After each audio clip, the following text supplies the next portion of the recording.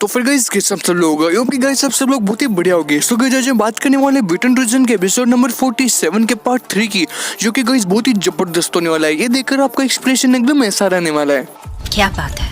So guys चलो शुरू करते हैं बिना किसी टाइम पास के बिटन रीजन का एपिसोड नंबर 47 का पार्ट 3, जो कि बहुत ही जबरदस्त होने वाला है। लेकिन गाइस उससे पहले अब अगर तुम लोग नए हो तो सब्सक्राइब करो, वो जो लाल वाला बटन है उसके साथ स्कैम करो या फिर महफिल जमाओ, मुझे नहीं पता, बस क्लिक हो जाना चाहिए। सो गाइस पिछले एपिसोड में हमने देखा ही था कि जो ऑयल के होता है वो चेंगशा से लड़ने लग जाता है और वो दोनों एक दूसरे को बोलते हैं कि आज हम दोनों में से कोई ना कोई तो मरेगा और दोनों में से कोई एक ही जीतेगा, तो हम दोनों एक साथ नहीं जीत सकते। उसके बाद वो जो ऑयल के होता है वो जो बोलता है कि आजा तो आजा, मैं तेरे को मार के ही रहूंगा। उसके बाद जो चेंगशन होता है वो बोलता है कि यहाँ पर जितने भी नेशंस के लोग आए हुए हैं, जितने भी वेम्पायर्स आए हुए हैं, वो सारे के सारे एल्क्यू की बेटी मिस लिंगलिंग को ढूंढने के लिए चले जाओ और उसको ढूंढकर यहाँ पर पकड़ के लाओ, चाहे जिंदा या मरी हुई को, मुझे पता नहीं, बस वो यहाँ पर आ जाने चाहिए। उसके बाद आगे देखिए जितने भी नेशंस के लोग होते हैं वो वहाँ पर उसको ढूंढने के लिए चले जाते हैं। लेकिन वहाँ पर जो सकुरा नेशन की राजकुमारी होती है वो वहाँ पर उपस्थित नहीं होती। वहाँ पर जितने भी लोग होते हैं उन सबको तो पता चल जाता है, वो सारे के सारे निकल भी जाते हैं मिस लिंगलिंग को पकड़ने के लिए।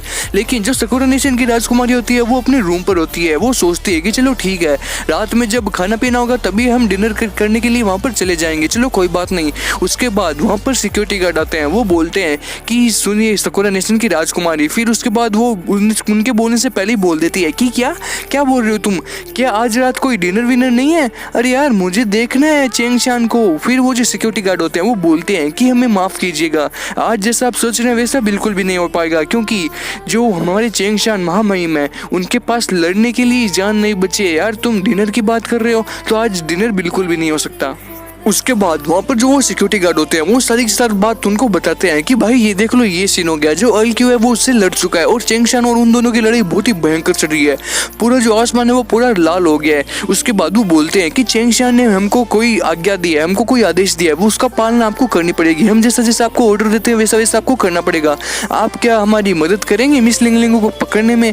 उसके बाद उसकी जो डिपेंडेंट होती है, वो जो सकुरा नेशन की राजकुमारी की जो असिस्टेंट होती है, वो बोलती है कि तुम्हारी हिम्मत कैसे हुई सकुरा नेशन की राजकुमारी को ये सब बोलने की? पता है तुम क्या बोल रही हो?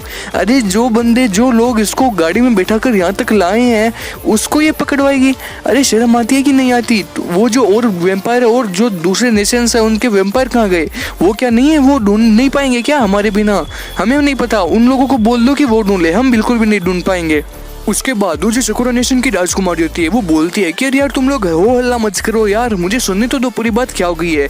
उसके बाद वो सिक्योरिटी गार्ड को बोलती है कि देखो भाई तुम मुझे पूरी बात बताओ कि क्या सीन हो गया, लेकिन अगर बात जहाँ तक मिस लिंगलिंग को पकड़ने की है तो मैं उसको बिल्कुल भी नहीं पकड़ने वाली, क्योंकि उसने मेरी बहुत ही ज्यादा मदद की थी और दूसरी बात उनके पास मेरी स्पिरिचुअल पावर भी है जिसके कारण उनको कोई भी नहीं पकड़ सकता। तो मैं आपकी बस इतनी मदद कर सकती हूँ कि आप मुझे कुछ बता दो जिसमें मैं थोड़ी सी आपकी मदद कर सकती हूँ, लेकिन मैं उन दोनों को बिल्कुल भी नहीं पकड़ूंगी। उसके बाद सकुरा नेशन की राजकुमार की जो असिस्टेंट होती है उसको गुस्सा आ जाता है और बोलती है कि क्या तुम यार सकुरा नेशन की राजकुमार के पास आ जाते हो कि यार क्या ये पूरे वेम्पायर्स में एक ही है क्या? अगर ऐसी बात है तो यार तुम इसके पीछे क्यों आ रहे हो? इतने ज्यादा वेम्पायर्स आए हैं आपके पास, इतने बड़े बड़े वेम्पायर्स आए हैं, उनको जाके बोलो ना। उसके बाद वो जो सिक्योरिटी गार्ड होता है वो बोलता है कि यार आप टेंशन क्यों लेते हो, जितने भी दूसरे वेम्पायर्स है वो सारे के सारे मिस लिंगलिंग और वोंग जी को ढूंढने के लिए चले गए हैं, बस तुम्हारी ये जो सकुरा नेशन की राजकुमारी है बस यही बच गई है। इसलिए अगर ये भी साथ चली जाती तो बहुत अच्छा होता, थोड़ी सरलता मिल जाती उनको ढूंढने में। फिर वो जो असिस्टेंट होती है वो बोलती है कि तुम्हारी कहने का मतलब क्या है,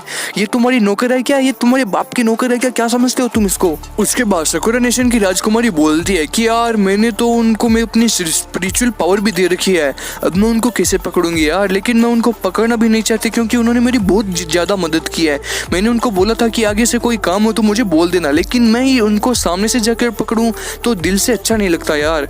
अब मुझे क्या करना चाहिए मुझे समझ में नहीं आ रहा यार, मेरा दिमाग खराब होते जा रहा है। उसके बाद वो जो सिक्योरिटी गार्ड होते हैं वो बोलते हैं कि चलो ठीक है आपका जैसा बोलना है मैं चेंगशान को जाकर बोल दूंगा, लेकिन आप फिर भी सोच लो, अगर आप करते हो तो चलो कोई बात नहीं, मैंने आपको इतना परेशानी की उसके लिए मैं आपको सॉरी बोलता हूँ। फिर वो जो लड़की होती है वो बोलती है कि हाउ डेयर यू, क्या चाहते हो यार तुम्हारी हिम्मत कैसे हुई ये सब बोलने की, निकल जाना यार यहाँ से। फिर वो जो सिक्योरिटी गार्ड होता है वो बोलता है कि देखिए जो महामहिम है मतलब कि चेंगशान है उन्होंने हमको भेजा था ये सब बात बोलने के लिए, अब हमको कुछ बोलने की जरूरत नहीं है, आपके असिस्टेंट को चुप करा लीजिए, वरना अगर हमें गुस्सा आ गया तो बहुत बुरा होगा। तो चलो ठीक है सकूरा नेशन के राजकुमारी, हमने आपको इतनी तकलीफ दी तो हम आपको सॉरी बोलना चाहते हैं। अब हम निकलते हैं, लेकिन जाने से पहले मैं आपको बोल देता हूँ कि अगर हमको वोंगजर मिल गए तो बहुत ही अच्छा होगा, आपको कोई परेशानी नहीं होगी, और नहीं मिले तो फिर आपको परेशानी है क्योंकि आपने हमको मना कर दिया, और मिल जाने के बाद सब कुछ सही हो जाएगा, आप टेंशन मत लेना। उसके बाद वो जो सकूरा नेशन की राजकुमारी होती है वो बोलती है लेकिन मेरे डैड के मिशन का क्या, मेरे जो डैड ने मिशन बोला था वो मैं करने के लिए यहाँ आई हूँ यार। उसके बाद वो सोचती है कि मेरे डैड ने बोला था कि सुनो मेरी बेटी क्यूमा, तुमको अगर अपना जो सकूरा नेशन है वो चलाना है तो तुमको कुछ ना कुछ करके चेंग शन के साथ शादी करनी होगी, क्योंकि उससे में तुम्हारी और हमारी भलाई है और सकूरा नेशन की भी भलाई है। तो मैं सोच रहा था कि यार क्या करना चाहिए। चलो ठीक है, मैंने डिसीजन ले लिया है, तुम वहाँ पर जाओ और चेंग शन के साथ संबंध बनाओ और उसके साथ रहने की कोशिश करो ताकि तुम उसकी वाइफ बन सको, और फिर हमारा जो सकूरा नेशन है वो भी बहुत बड़ा नेशन बन जाएगा। बस हमको बस यही करना है, मैं बस यही चाहता हूँ कि तुम्हारे खून में भी चेंग शन का खून दौड़े। फिर उसका डैड उसको बोलता है कि अगर तुम ऐसा नहीं करते हो, अगर तुम उसकी वाइफ नहीं बनते हो तो तुम सकूरा नेशन में कभी भी नहीं आ सकती, मैं तुम्हें श्राप देता हूँ। अगर तुमने ऐसा नहीं किया तो तुम कभी भी सकूरा नेशन में मेरी तरफ लौट कर भी मत देखना। तो चलो ठीक है जाओ। अब मैं यही चाहता हूँ कि तुम हमारा जो बहुत बड़ी वर्ल्ड वॉर होने वाली है उसमें अगर तुमने चेंग शन को अपने साथ नहीं लिया तो हम वो युद्ध हार जाएंगे और सकूरा नेशन पूरा खत्म हो जाएगा, इसलिए मैं तुमको भेज रहा हूँ। फिर वो सोचने लग जाती है अरे यार अगर मैं चेंग शन से नहीं मिली और उसके साथ मैंने शादी नहीं की और मैं उसकी वाइफ नहीं बनी तो यार मैं अपने नेशन में लौट कर कभी नहीं जा पाऊंगी, फिर मैं इधर उधर ठोकरे खाते फिरूंगी यार, मेरा पूरा फ्यूचर एकदम खतरे में है, मैं क्या करूं मेरे को समझ में नहीं आ रहा। यहाँ पर अल्क्यू ने बहुत बड़ी वर्ल्ड वॉर खड़ी कर दी है यार, मेरे को बहुत ज्यादा टेंशन हो रही है। फिर वो बोलते हैं कि चलो ठीक है फाइनली मैं अपनी जो सकूरा नेशन की स्पिरिचुअल पावर है वो मैं त्याग दूंगी। अब मैं चलो ठीक है, अब मैं अपनी जितनी भी स्पिरिचुअल पावर उसको पूरी निकालने का कोशिश करती हूँ। तो अब फाइनली क्या होने वाला है वो मुझे नहीं पता, शायद मेरी मौत भी हो सकती है। फिर वो बोलती है कि क्या स्पिरिचुअल पावर, अरे यार मुझे इस नाम से कुछ याद आ रहा है, स्पिरिचुअल पावर मैंने यार किसको दी थी, ओ तेरी की, अरे यार मैंने तो वो स्पिरिचुअल पावर वोंग जी को दे दी थी। मिस लिंगलिंगो ने जब मेरी मदद की थी तो उसने कहा था कि यार ये स्पिरिचुअल पावर मुझे थोड़ी दे दो। अरे शट, बहुत बड़ा हंगामा हो गया यार, अब मैं क्या करूं, मैं तो चारों ओर से फंस गई। फिर वो बोलती है कि चलो ठीक है मैं देखती हूँ कि अभी भी मेरे पास स्पिरिचुअल पावर है क्या। फिर वो अपने हाथ सूंघने लग जाती है क्योंकि उस स्पिरिचुअल पावर से बहुत जबरदस्त तरीके की खुशबू निकलती है। फिर वो बोलती है कि अरे यार मेरे अंदर तो खुशबू है ही नहीं, ये खुशबू कहाँ गई। ओ शट, पूरी की पूरी खुशबू वोंग जी के पास चली गई क्या। अब मुझे थोड़ी थोड़ी खुशबू आ रही है, ये खुशबू तो मुझे वोंग जी से आ रही है यार, मेरी स्पिरिचुअल पावर मैंने उसको पूरी दे दी थी। शट यार।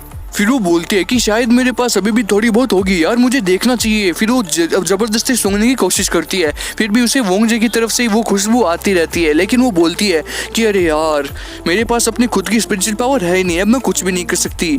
सो गाइस जो बिटन टूजन का एपिसोड नंबर 47 है उसका पार्ट 3 यही पे एंड होता है, और गाइस 48 जो नेक्स्ट एपिसोड आने वाला है वो बहुत ही जल्दी हम आपके लिए लेकर आ जाएंगे। गाइस नेक्स्ट एपिसोड बहुत ही जल्दी हम आपके लिए लेकर आ जाएंगे, बस आप चैनल को सब्सक्राइब करो और कमेंट सेक्शन में बता दो कि वीडियो कैसा बना। गाइस वीडियो को लाइक करो। So guys thank you for watching, मिलते हैं नेक्स्ट एपिसोड में।